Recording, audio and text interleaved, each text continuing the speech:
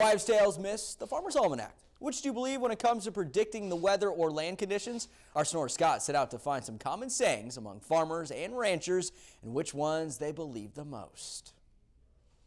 Can plants, animals, and even insects tell the future? Ask a farmer or rancher, and odds are they'll say yes. What are the European and the native bees doing? Are they harvesting pollen and nectar rapidly? That could be an indication that they're building the storage for the future. Baron Rector, Associate Professor of Ecosystem Science and Management at Texas A&M, is full of wisdom. It's watching our native animals, watching our cattle, our sheep and our goats, and seeing what they're doing. But like most men and women who make a living off the land, it didn't come from a book. But he brings his myths, his wives' tales, his hearsay, and his prophecies with him.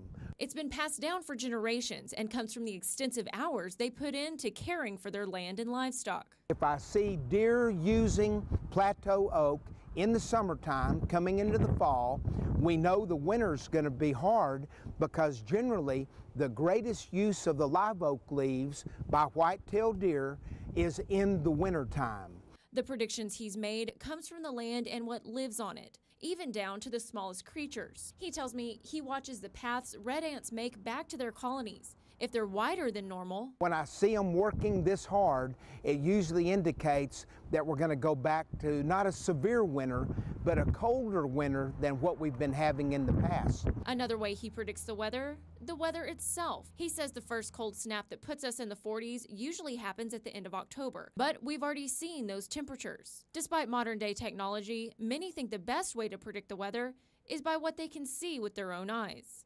When I learn how to read the land, to read the landscape, then I can make good decisions about the future. Many folks in agriculture are predicting a harsh winter.